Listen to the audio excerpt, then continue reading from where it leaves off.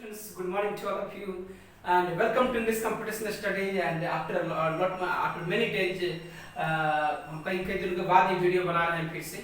तो dear guys, just once again welcome to this computational study, and you know about me. This is PK Sahu और आपको मैं non फाइनेट teach कर रहा हूँ. और फिर से अभी नॉन फाइनेट में मैंने कई चीजें मैंने ऑलरेडी डिस्कस कर चुका हूँ. तो अब जो हम डिस्कस करेंगे आपके साथ वो bare infinitive. Already bare infinitive में 2 पार्ट में ऑलरेडी पहले टीच कर चुका हूँ. इस चीज को देखिएगा दोस्तों. So friend, always keep in your mind, हम बेयर इन्फिनिटिव के बारे में जब कभी भी आपको बताए थे या अभी बता रहे हैं कि जो वर्ब के फर्स्ट फॉर्म जो होते हैं इन्फिनिटिव होते हैं. जब उसके साथ टू लगा होगा तो फुल इन्फिनिटिव होगा, जब टू नहीं होगा तो बेयर इन्फिनिटिव होगा. तो एक जो क्लास ऑलरेडी हमने आपको टीच कर रखी है और सेकंड क्लास में आपको हम क्या पढ़ाएंगे जरा इसमें फोकस कीजिएगा. तो dear guys, welcome to this computational study. और आपके साथ आपके फ्रेंड पीके साहू. आइए बात करते हैं. जब किसी भी सेंटेंस में लेट होगा, ये मेक होगा, ये फील है, ये बीट, ये हियर, ये सी, ये नोटिस, ये वॉच. और आगे हम क्या करेंगे दोस्तों, जब कोई भी ऑब्जेक्ट होगा तो आगे जो इन्फिनिटिव का प्रयोग करेंगे हम वो बेयर इन्फिनिटिव होगा. So always keep in your mind what I made you understand. If any sentence has let, make, feel, bid, hear, see, notice, watch और आगे ऑब्जेक्ट होगा तो हम क्या करते हैं, बेयर इन्फिनिटिव का प्रयोग करते हैं. So dear guys, just give attention on some questions here. अब यहाँ पर हमने क्या लिखा है, she heard him cry to cry. ये 2 ऑप्शन आपके सामने है, टू क्राई है और ये क्राई है. तो इस आपके माइंड में क्वेश्चन आना चाहिए यार, क्राई होगा या टू क्राई होगा. ये कि क्राई होगा तो क्यों होगा, टू क्राई होगा तो क्यों नहीं होगा. तो फिर जरा देखना यहाँ पे सेंटेंस में हमने क्या लिया है, ये हियर दिया है अकॉर्डिंग टू रूल. फिर आगे क्या है, ऑब्जेक्ट है. तो ये ऑलरेडी यहाँ पर एक ऑब्जेक्ट का प्रयोग हो रहा है. तो आगे जो इन्फिनिटिव होगा दोस्तों वो क्या होगा, वो बेयर इन्फिनिटिव होगा. तो क्राई और टू क्राई. तो आपका आंसर यहाँ पर क्या होगा, यहाँ पर क्राई का प्रयोग होगा. ये ऑप्शन आपका सही होगा. Come to the second question here, I made him the homework. Sentence में यहाँ पर मेड का प्रयोग है, ऑलरेडी मेक है. आगे यहाँ पर ऑब्जेक्ट है, यहाँ पर डू और टू डू का प्रयोग है. तो आपका आंसर यहाँ पर डू होगा और ये डू आपका आंसर आएगा. So keep in your mind. Next question here, she noticed him to wipe the tears. अब देखना एग्जाम में इस तरह से भी क्वेश्चंस पूछे जाते हैं. हमने टू वाइप को अंडरलाइन कर दिया friend. Now just think in your mind कि ये सही है या गलत है, इंप्रूवमेंट होगा या नहीं होगा. फिर होगा तो किस आधार पे होगा. तो फिर नियम वही काम करता है. ये सब्जेक्ट है और ऑलरेडी यहाँ पर नोटिस का प्रयोग किया गया है और फिर आगे यहाँ पर ऑब्जेक्ट हिम है और फिर आगे हम इन्फिनिटिव लगाएंगे लेकिन वेयर का प्रयोग करेंगे, टू का प्रयोग नहीं होगा. इसलिए यहाँ पर टू का जो प्रयोग है ये टोटली रॉन्ग. आप इस तरह से बोलते हैं या इस तरह से लिखते हैं या इस तरह से समझते हैं तो sentence will be wrong, totally wrong. आपका आंसर यहाँ पर टू का प्रयोग ही नहीं होगा, वाइप होगा, टू नहीं होगा. फिर next question, I watched someone come up behind me. अब देखना सेंटेंस में वॉच का प्रयोग है. यहाँ पे ऑलरेडी हम यहाँ पर वॉच का प्रयोग लिखे हैं. फिर आगे एक ऑब्जेक्ट का प्रयोग है. फिर आगे जो इन्फिनिटिव लगेगा वो बेयर इन्फिनिटिव होगा दोस्तों. जब बेयर इन्फिनिटिव होगा तो टू का प्रयोग नहीं होगा और ये अंडरलाइन वर्ड है. It means sentence is totally right. No need to have any confusion over the matter. So this is the rights. Okay friend, आपको समझ में आ गई बातें. Now come to the second point here.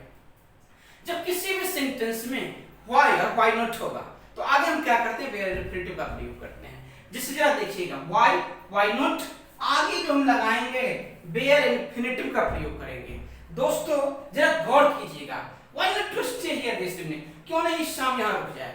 अब इस तरह का सेंटेंस हम प्रयोग करते हैं.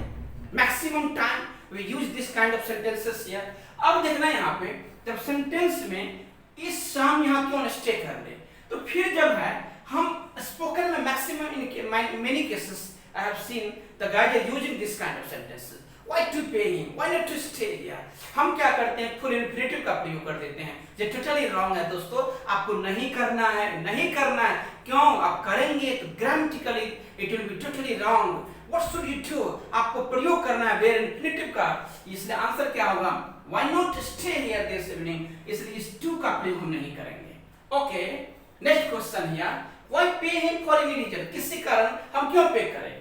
सेंटेंस में यहाँ पर पे का प्रयोग है और रूल यहाँ पर क्या है, जब सेंटेंस में वाई होगा तो आगे वेयर इन्फिनिटिव होगा। पे यहाँ पर इन्फिनिटिव है और बिना टू का है, मतलब ये सेंटेंस सही है। फिर देखना आगे, वाई गो देयर। अब इस सेंटेंस में हम गो को अंडरलाइन कर देते हैं, क्यों वहां जाएं, क्यों वहां रहे, क्यों वहां पढ़े। इस तरह का जो सेंटेंस है ये गो है तो ये सेंटेंस राइट है, कोई दिक्कत नहीं। Why go there, why to go there गलत हो जाएगा, व्हाई टू पे हिम गलत हो जाएगा, why to make him, why to study this book गलत हो जाएगा। इसलिए आपको याद रखना है व्हाई नॉट और व्हाई किसी भी सेंटेंस में होगा तो इंफिनिटिव वेयर लगेगा और जब वेयर होगा तो बिना टू का प्रयोग होगा। नेक्स्ट क्वेश्चन, जब किसी भी सेंटेंस में बट होगा और एक्सेप्ट होगा और वो preceded by do take bare infinitive और वो डू से प्रीसीडेड होगा, you know, in that condition what you have to do my dear guy, just you have to apply where infinitive। और जब where infinitive होगा तो ये नियम आपके सामने है और कुछ एग्जांपल्स आपके सामने हम देख चुके हैं। he did nothing but to complain।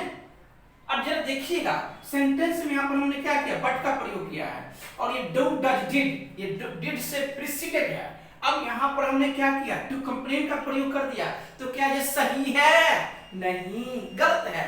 तो गलत है यहाँ पर क्या है, ये टू का प्रयोग नहीं करना है, मतलब ये बेयर इन्फिनिटिव का प्रयोग होगा। जब बेयर इन्फिनिटिव होगा तो बिना टू का प्रयोग होगा। ये कंपटीशन पॉइंट ऑफ व्यू से बहुत बहुत इंपॉर्टेंट है। He does nothing except fatten his body, मतलब कुछ नहीं करता है देह मोटाने के अलावा, मतलब खूब मोटा हो रहा है, खूब खाता है, खूब मोटा होता है। सेंटेंस को जरा देखिएगा, ये डू डज का प्रयोग ऑलरेडी है, सेंटेंस में एक्सेप्ट है, मतलब ये डू डज से प्रीसीडेड है। सेंटेंस में एक्सेप्ट आ गया या बट आ गया, आगे ये फैटन का प्रयोग है, फैटन यहाँ पर वर्ब का है। तो अब इस देखना, इस फैटन में अब यहाँ पर टू का प्रयोग नहीं है, मतलब ये वेर इन्फिनिटिव है।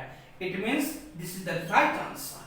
So dear guys, this is all about where infinitive, and before this class I already made you understand about the where infinitive का first part already हमने आपको teach किया। तो this is all about where infinitive। These are very pertinent point examination point of view और बहुत ही panacea है to getting to qualify competition examinations my friend, to qualify competition examination, grammar के skills develop करने के लिए, knowledge buildup करने के लिए, भाषा में समृद्धि लाने के लिए, भाषा को रिच बनाने के लिए। This grammar is essential to everyone. The grammar provides discipline in your language. और जब तक आप ग्रामर को ठीक से अंडरस्टैंड नहीं कर पाएंगे, आपकी इंग्लिश बहुत अच्छी नहीं हो पाएगी, कंपटीशन क्वालिफाई नहीं कर पाएंगे। दोस्तों हम फिर नेक्स्ट वीडियो में मिलेंगे, फिर नॉन फाइनेंस के नए टॉपिक के साथ। तब तक आप मेरे वीडियो को देखते रहिए, पढ़ते रहिए, समझते रहिए, पसंद कीजिए, लाइक कीजिए, सब्सक्राइब करना मत भूलिए। आपको अच्छा लगे तो शेयर जरूर कीजिए आपके फ्रेंड के साथ। Thank you so much, thank you.